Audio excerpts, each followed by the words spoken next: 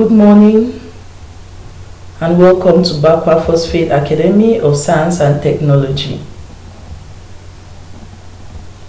Today we'll be looking at biology, Form 1 biology. And in our previous lessons, we studied chapter 1. Today we are moving into chapter 2. And the topic of chapter 2 is living things and their characteristics. Living things and their characteristics. I know you'll be asking yourself a lot of questions right now. But today we are talking on living things and their characteristics. Now, what do you understand is a characteristic of something? A characteristic of something are those distinguishing features. When I talk about distinguishing, I mean those features or the aspects that make you call that thing that thing. So, in a sense, it is the features of something that makes you, when you see that thing, you know that it is that thing. So they are the distinguishing features that make up a particular thing. Okay, so today we'll be looking at now the characteristics. So those distinguishing features of living things that make you to know that that thing is a living thing. Those we call them the characteristics. Now when you look around you, what is the easiest way you can group what you see? For instance, I know you are seated or maybe lying down in front of your laptop or your Android phone, right?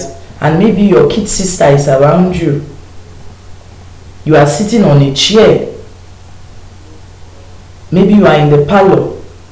You have walls that surround you. Maybe you have a dog as a pet. Or your mom and your dad, they are around you. Now, what is the easiest way you can group all these things you see? A book, a pen. What is the easiest way you can group them? We see that we can easily group them into living and non-living things, right? Yes. You have living things and non-living things. Now, those are the two categories everything you see around you falls into. Now, what are the things you have in common with other living organisms? Because you are a living organism, not so. You are living. What are the things you have in common? Those are the characteristics. Those things you have in common with the other living things, those are the characteristics. Now, was it easy for you to put those things into groups? I just asked you what are the things you have around you. What is the easiest way you can group them? Now we came up that we can group them into living and non-living things. Now, those things you see around you, was it easy for you to put them into living and non-living? Was it easy? Why was it easy? Because you see that all of those things, they share certain characteristics. Not so? Now, the characteristics of non-living things will make you to know that they are non-living. And the characteristics of living things will make you to know that they are living. Can you list some of these characteristics of living things? Can you list them? Why did you say maybe that your dog is a living thing? Why? Because you see that some of these characteristics, the dog possesses them, not so. Okay, now we are going to look at a picture, and in this picture you are going to separate the things you see there into living and non-living things. The picture is displayed on your screen. You are going to separate them into living and non-living things. Now, in the assignment that will come at the end of this lesson, you are going to list the living and the non-living things, right? And from this picture, you list all the living and the non-living things. Okay. All living things are able to carry out the following 7 processes. all living things. Number one, movement. You realize that all living things must move. All living things must move. Number two, you have respiration. They must respire. We are going to look at these processes in detail as we go. They must respire. So they must carry out respiration. Because if they are not able to carry out respiration, breathing in air and sending it out, they will die. And if they are not able to carry out respiration, we cannot call them living. The next is nutrition. All living things must feed. They must eat. All living things must eat. We have reproduction. All living things must reproduce. You have growth. All living things must grow. You have excretion. They must all excrete. And they must also respond to stimuli. They must respond to stimuli. If they don't respond to stimuli, then they are not living. Okay, we take the first. We have movement. We can clearly see in our picture here. You see a dog. The dog is moving. We also see plants.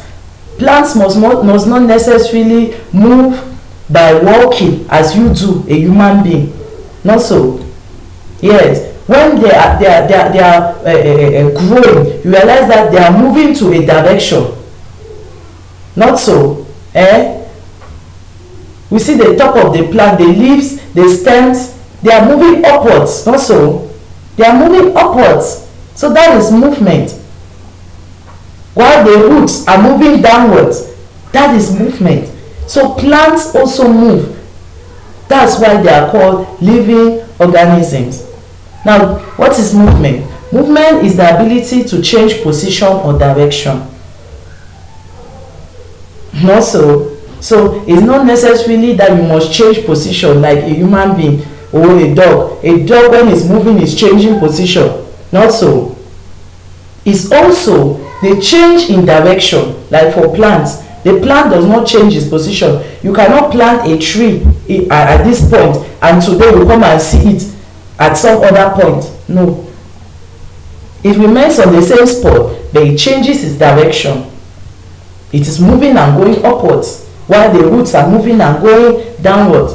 Every living thing is able to move either a part or the whole of its body. For instance, a plant will move part of its body, but a dog, a cat will move all of its body. When they move like this, it is called locomotion. Of course, we have discussed, plants move, not so. They do. All living things move. Animals move from one place to the other in search of many things, in search of food, in search of shelter. But plants move as they grow. Some organisms move faster, while others move very slowly. For instance, a lion, when it wants to run, it runs fast. Of course, you know that. But you see a snail, you see a slug. When they are moving, they are so slow. But it doesn't change the fact that they move. All living organisms must move.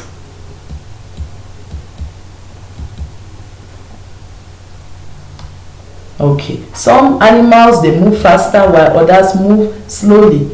How do they move? Some move by jumping. Others move by walking. Some move by crawling.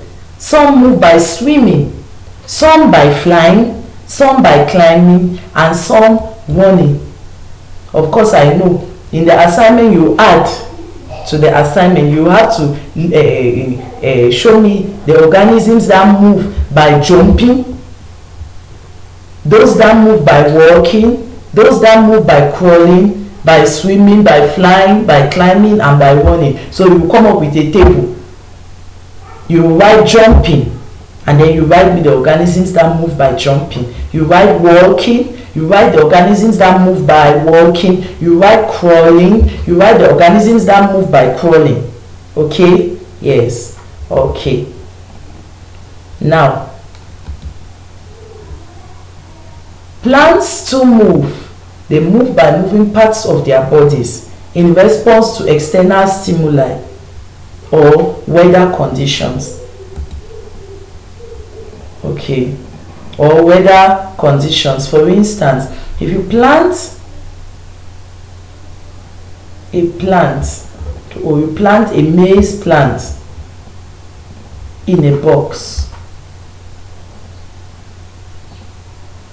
and the top of the box is open, you realize that the maize plant will grow up straight. It will grow up straight because it is following the direction of sunlight.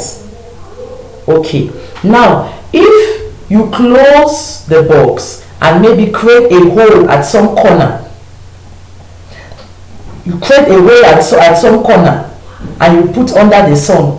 Now you realize that the plant will grow in the direction of that hole you have created, because there sunlight will be entering. So it will go in that direction. That is the movement of plants. It's going to move in that direction. And now when you open up the box, you realize that the plant has bent towards the direction of the sunlight. So we call that movement. We call that movement. We move to the next characteristics of living organisms. We have respiration. What is respiration? It is the ability to take in air into the body and break down food. Because when we take in this air, the air goes to break down food in our body. That's oxygen. It goes down to break, it goes into our body and breaks down food. Okay, now if a human being or any living organism does not carry out respiration, we call that human being dead. It means that the human being is no more living. All human beings must respire. They must send in oxygen and then take out carbon dioxide. Of course, we can see very clearly here. The oxygen helps to carry out cellular respiration. If you cannot breathe in air, you are going to die. If you cannot breathe in air so that your body can take the oxygen, you are going to die. Okay? So if a human being or a living organism does not respire, the human being or living organism is dead. So that's number 2 characteristic. Respiration. Now, the organ of the body that is responsible for respiration in animals is the nose. Touch your nose. And the lungs. The lungs are found in your chest. So you use your nose to breathe in this air. And then your lungs now send the oxygen into your body. Okay. Some other living things like the fish, they use their gills to breathe. Then the plants, they use their stomatal opening found in the leaves. The stomatal opening found in the leaves is used for respiration in plants. We go to the 3rd characteristic. We have nutrition. All living organisms must feed. Nutrition is the ability to feed. You must eat, because if you don't eat, you will not grow. If you don't eat, you will die. Your body needs this food to give it energy to carry out most of the things you are doing. Maybe running, playing. If you don't eat, you will not be able to have energy. If you don't eat, your body will be starved and it will lead eventually to death. So we eat in order so we survive. Because when food is absent, we will starve. And when we starve, we are going to die. So this food helps us to grow. Both plants and animals, they feed so that they can have energy to carry out their daily activities. Okay, animals cannot make their own food, so they depend on plants. So the plants use this sunlight to make their food. When they make their food, we come now and harvest these plants and eat. That is how we are able to have energy that the plant has conserved, because the plants use energy that comes from sunlight to make their food. Then we now come and carry this energy that the plants have made, and then we consume. Is that clear? Even when we eat meat, because I know you'll be asking that, do we only feed on plants? No, we don't. We eat meat. For instance, we eat cows, not so. Yes, cow. We eat pigs. We eat fowls. Now, we realize that these cows, what do they feed on? They feed on these plants. So when these plants make their food, we come and eat. We come and eat. When the plants make their food, these animals come and eat. When the animals eat the plants, we now come and eat the animals. That's how energy level is reducing, because we cannot make our own food. We cannot make food. It's only plants that have the ability to make food, and they make food using solar energy. When they make that food, it is stored in them, and other animals come and feed on them. We too also feed on them. We also feed on those other animals that feed on them. That is how we have the energy. I don't know if you understand. Yes, so we all depend on plants. All living organisms, we depend on plants, because it's only plants that are able to make food. Okay, you also understand this particular statement later on as you go on in biology. You understand this statement, what I just mentioned. Okay, in the ecosystem, you are going to understand how the chain goes. Okay, now we move on to the next characteristic: growth. Growth. Have you seen in those living organisms you listed, have you seen anyone that does not grow? Of course not. When any living organism is not growing, it means something is wrong. That living organism is sick and it needs to be treated, because if it continues like that, it's going to die and become a non-living organism. So we see examples of living organisms that grow. Not so. We see the plants, and we see you, how you have grown until who you are today. You were not born the way you are. You have grown. That's why you are a living organism. So this is the ability to increase in size.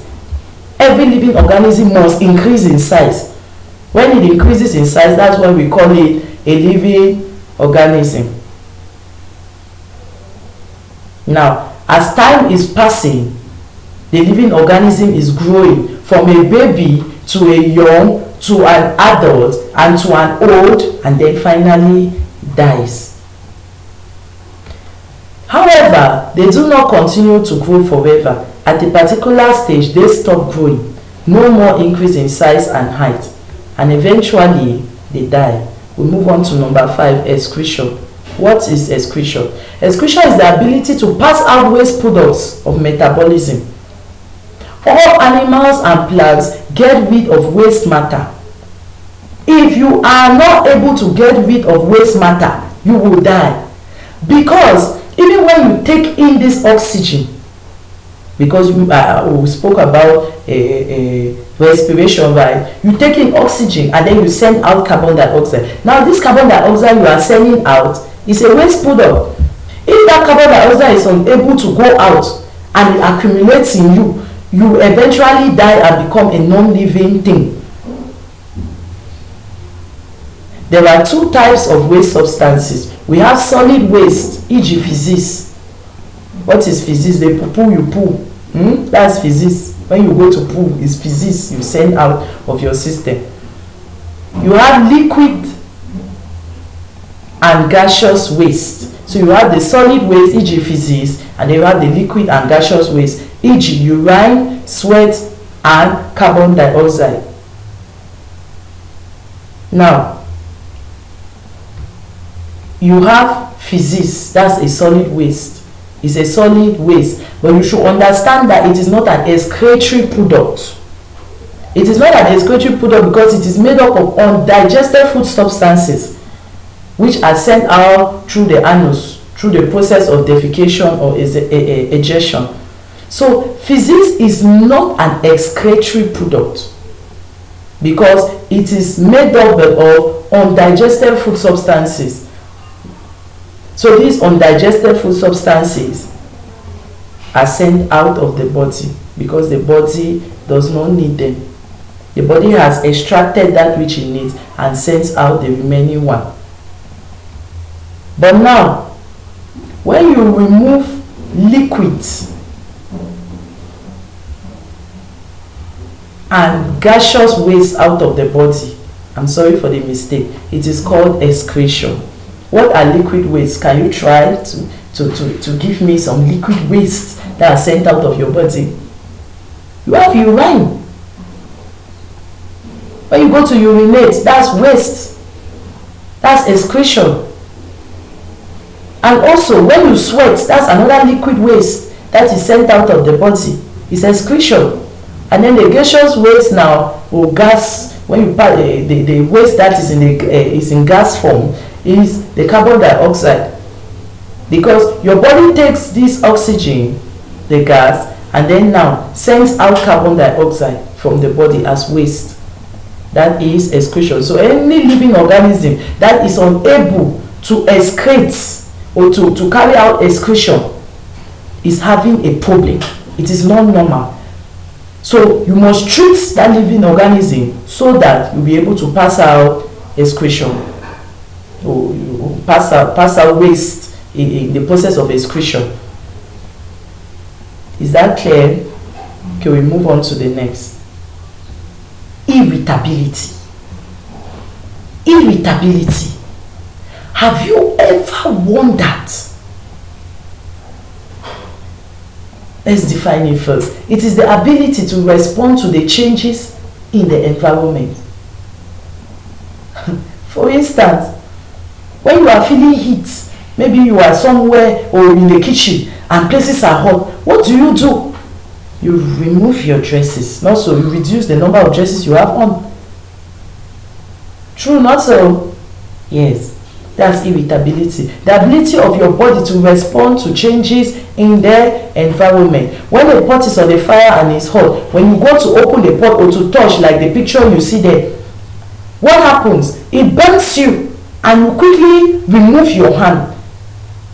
Every human being is supposed to be able to respond to stimulus. You are supposed to be able to respond to stimulus. Respond to stimulus. When places are cold, what do? You add the number of dresses down on your body so that you keep warm. When you are unable to respond to stimulus, it means you are not living, or it means something is wrong with you and they need to treat you fast so that you'll be able to respond to stimulus. So that you'll be able to respond to stimulus. That's why when you are touching a hot pot, you quickly remove your hand because your body has sensed that that pot is hot. So you remove your hand very fast. Why do you remove your hand? Because you are able to feel, and all living things are supposed to be able to feel. Why are they able to feel? They are able to feel because animals have nerves. You have nerves which connect every part of your body to your brain. So when these nerves are touched, they send a message immediately to your brain. And then the brain now communicates through these same nerves back to that part of the body that has touched that particular stimuli that is not okay with the body. So the brain now communicates back through those nerves to that part of the body that, hey, you are touching a hot pot, you need to remove your hand. That's why immediately you do what? You remove your hand. That is the process of irritability. We move on to the next, reproduction. This is number 7, and I guess it's the last. All living things have the ability to reproduce or to produce their young. They are supposed to be able to produce new ones. For a human being, if it's a female who is unable to reproduce, we call that barrenness. It means that that woman is barren. When a man is unable to reproduce, we call that sterility. It means that the man is sterile. Therefore, there is a problem somewhere, and we need to treat it, because all living organisms must be able to do what? Reproduce. So when living organisms are not reproducing, we say there is a problem which we need to treat. Reproduction is important because it ensures the continuity of life, thus making it possible for life to continue from one generation to the other. Because without reproduction, life will eventually come to an end. Imagine that the first human beings God created, Adam and Eve, they were unable to reproduce. Will you be alive today? Of course no. So reproduction makes sure that there is continuity in life, or continuity of life. So you are alive today because Adam and Eve were able to reproduce unto your ancestors, who reproduce and gave birth to your grandparents, who reproduce and gave birth to your parents, and your parents today have given birth to you. That is reproduction. So human beings must reproduce and increase in number. Non-living things do not have these above mentioned characteristics. We have listed 7 characteristics that all living things must possess. These characteristics are not found in non-living things. That is why you are able to call them non-living, because you have not seen these characteristics in them. Isn't it? You have not seen these characteristics. Now let's list some differences between living things and non-living things. According to the characteristics we have listed we see that living things can grow, but non-living things cannot grow. Living things can breathe, non-living things cannot breathe. Living things, they need food. But living things need food, but non-living things, they don't need food because they cannot eat. Living things, they are able to move from one place to the other, but non-living things, they cannot move. Living things are able to feel and respond to stimulus, but non-living things cannot feel, so they cannot even respond to stimulus. If you take this chair now and you are burning, it cannot move from the fire. It will remain there and burn because it cannot even feel the fire, because it is non-living. So living things also are able to reproduce, while non-living things cannot reproduce. Non-living things cannot reproduce. So now, have you seen the characteristics of living things? Of course we have seen. We move now to our assignment. Question 1. What is the easiest way to group what you see around you? Question 2. Give 5 examples each of the various groups you listed. The groups you have listed in question 1, you give 5 examples of organisms that fall in each of them. Then you give 5 characteristics of living things. Then question 4, you list 2 differences between living and non-living things. Don't forget to add question 5. In that picture you found on lesson 3, this lesson of today, the picture you have there, you are supposed to distinguish the living things from the non-living things. So you come up living things you have on a table, you have non-living things and non-living things. You list the living things that are found in that picture and you list the non-living things. Please do well to submit your assignment. Thank you. We have come to the end of our lesson of today. I hope you revise the lesson 1, you revise lesson 2, and revise lesson 3 so that you become versed with these things. If you don't study them, you can never know them. You must study them, and then you give your questions you have. Any difficulties you face, you post it in the platform you have been given already. Thank you very much and have a blessed day. Bye.